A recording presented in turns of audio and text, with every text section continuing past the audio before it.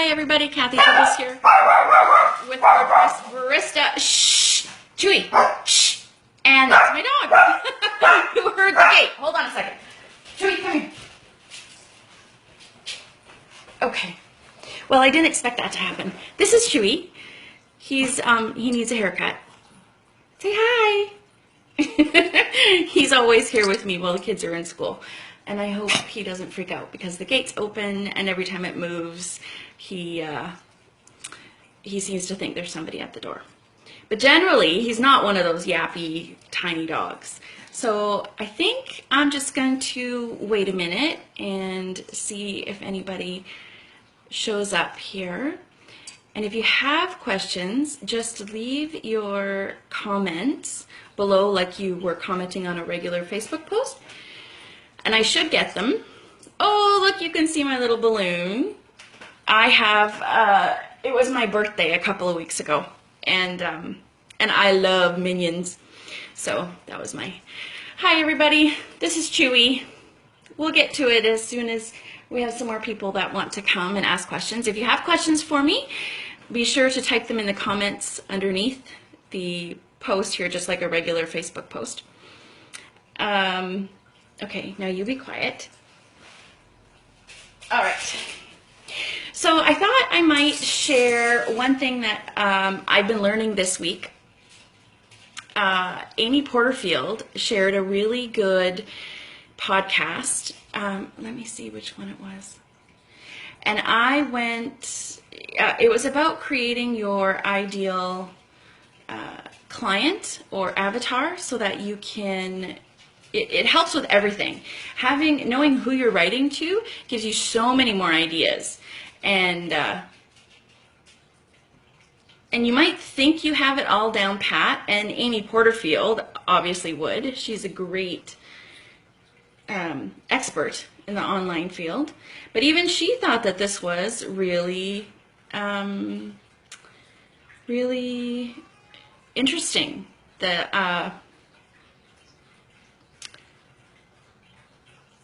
This podcast that she had. So I see there's a few of you coming. Hello. Leave your comments below if you have questions for me to answer about WordPress or strategy or looking through your website so we can help get some more clicks to your site, get some more visitors. What do you need help with today? I'm also coming up with a new service that we're going to roll out in a few weeks. So a few of you have already gotten some homepage reviews from me where we've gone through and looked to see how we can move your ads around to get some more clicks, or what, where your emails should be, or what kind of lead magnet you need, that kind of thing. So be sure to type your questions in the bottom. As soon as I see them, I can answer them. And it's a very nice Friday. Say hi. It's nice to see you guys here. I'm going to read you something that changed for my avatar. As soon as I can find it. Oh, I remember. So an avatar is usually your ideal client or persona, and it is everything that you can think of about them: their education, their socioeconomic status, how old they are, do they have kids, their hobbies. The more you know about them, the more you're going to be able to reach them with your products, your services, anything like that. So I have created, instead of just listing out the stuff that you know about them, it's a really good idea to create a story around your ideal customer.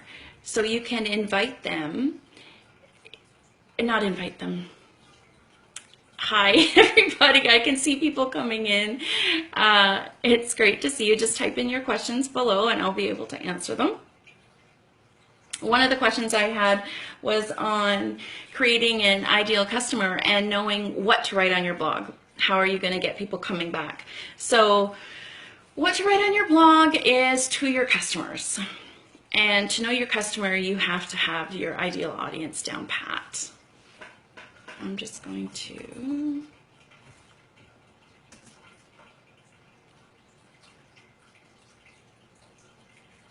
find my ideal customer.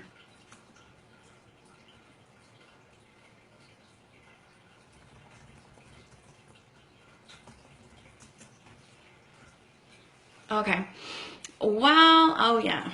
I went to OneNote. It's Evernote. Do you guys use Evernote to keep track of all of your stuff? It's a great way to note take online.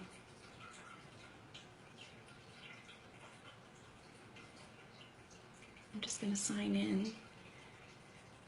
It's made a huge difference when you change just the facts into a story, because now I know who I'm writing to, and now I can pick all kinds of topics and things that she might be interested in. So here is my avatar. So instead of, she's 40, she has older kids or kids that are out of the house, she's the second income or play income, her values are family, integrity, honesty, authenticity, those kinds of things. That's very factual, and now I still don't know what to write to her, right? But if I have this, it changes everything. Karen is who I'm going to introduce you to. I made it all up. Karen is raised in a church-going family, watched Princess Diana get married and mourned her death. She was a good child, went to a local college for a couple of years, graduated with a certificate in administration, married her high school sweetheart. They had 3 children, 2 of whom are in college, and 1 is already married and off on her own. When the kids were little, Karen quit her part-time job to raise the kids. She did a lot of work to prepare and clean and watch the children. She helped the family save money so that she could stay home and they could be a 1-income family. Her husband supports the family well. Karen has a big circle of friends. They always call on her for the latest recipe. They love her style. They like the way she takes risks that they're too afraid to take. They look up to her. She volunteers at church. She loves her new puppy, and she's planning a holiday in Europe this summer.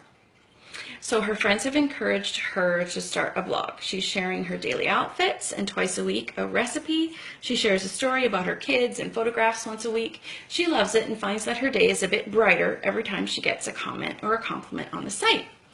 Now her site is even starting to get the attention of some small brands who would like to hire her to represent them. There are not a lot of other bloggers her age that she knows. She's not sure about the site or how to change things. Her son-in-law is probably the one who set it up for her.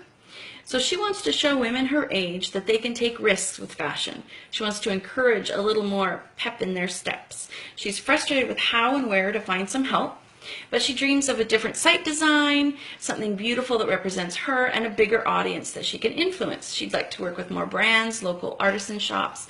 She'd like to feature quality and handmade, local and organic, and good companies with good values.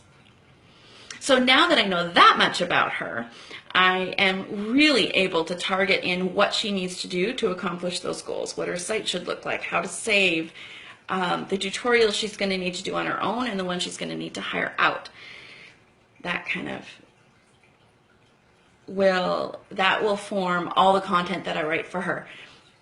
Another question that I have is, what do you write on the blog and what do you put in a newsletter? Because a newsletter and a blog should be very different.